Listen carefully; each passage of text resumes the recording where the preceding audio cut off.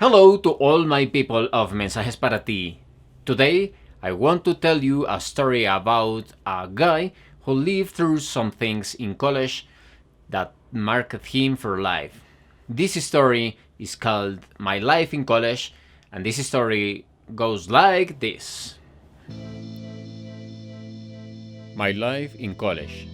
I'm Angelo, and I'm going to tell you about a part of my life that marked me forever. A few years ago, I started my journalism career. At university, I had a great friends. One of them was Benjamin. From the beginning, I had a great time with him. And I also met a very special woman, Aileen. Her curly hair made her look spectacular. Her smile made me fall in love. She had a very nice personality, and over time we became boyfriends. I remember that day very well. It was a Friday and we left class early. A beer of what? Benjamin said excitedly. At that moment, my gaze met Eileen's and we smiled. We hadn't had a drink for a long time, and having a moment of distraction seemed like a very good idea. We went to a nearby bar, ordered a beer, we danced for a long time, then more beer. We were having a great time, so we ordered whiskey and they gave us three in the morning. When we went out, the alcohol was already taking its toll on our bodies. However, I felt good enough to drive my girlfriend Aileen and my best friend Benjamin to their houses. So I went to my car and we drove off. I guess I was going at very high speed on the highway. A car crossed my path and I remember stepping on the brake pedal very hard. I turned the wheel to avoid it, but my maneuvers were not enough.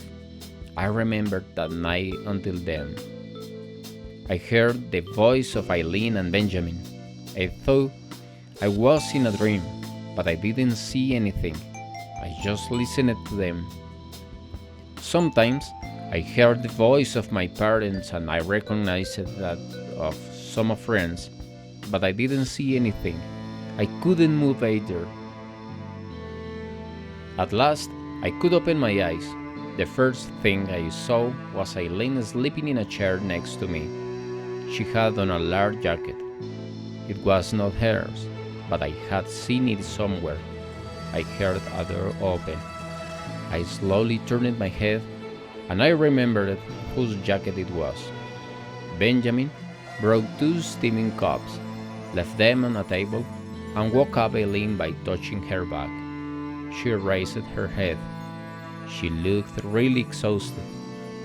Her smile completely changed the expression of her face when her eyes met mine. "You finally wake up," she said in greeting. "What's up, bro? I thought you weren't coming back," Benjamin greeted me.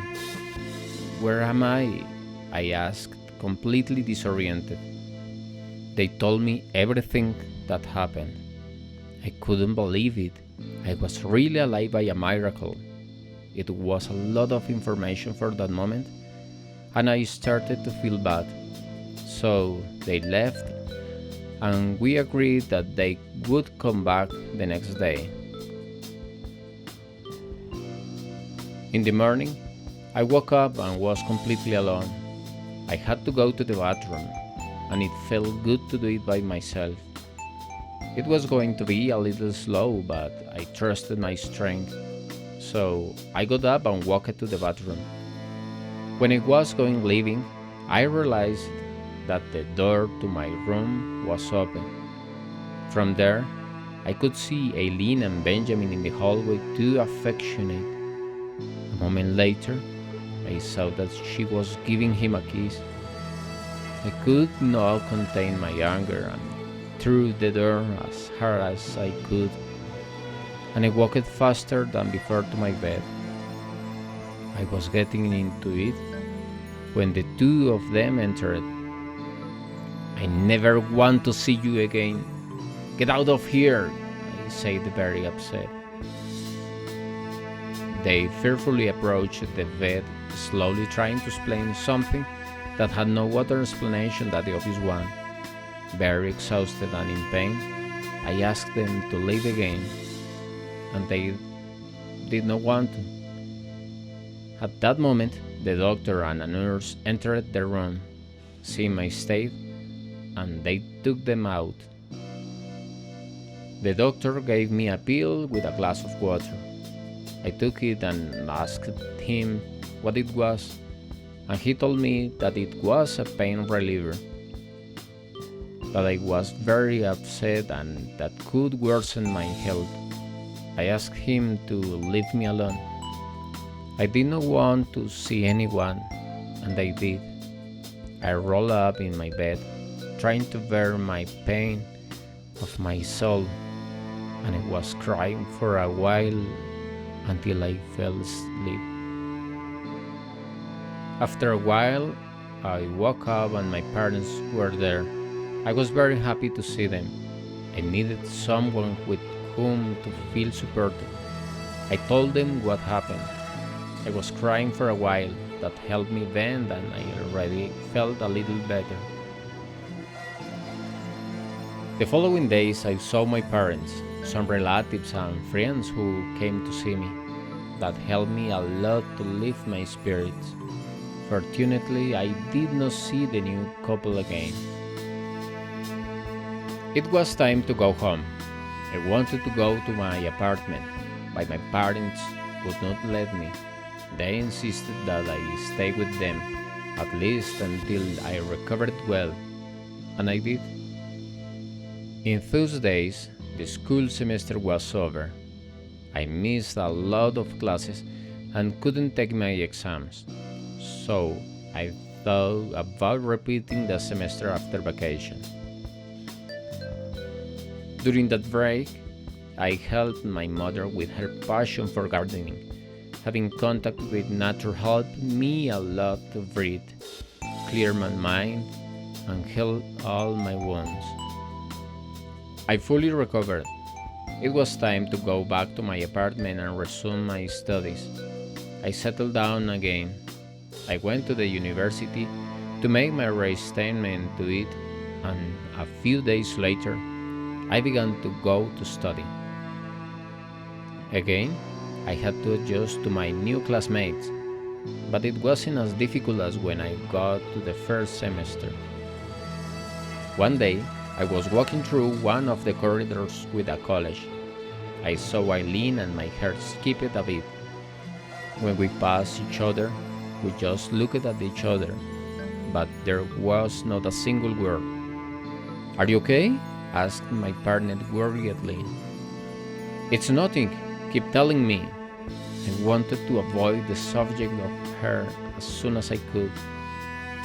I was able to survive that event that day, but I was worried about having to meet her again in the hallways. I still love her, but she spoiled everything with my best friend in the worst moment of my life. The next day, I was leaving the university, and again I saw her. Her back was turned, so she did not see me. I stayed for a moment thinking about going out to other door of the university, but something had she that made me approach.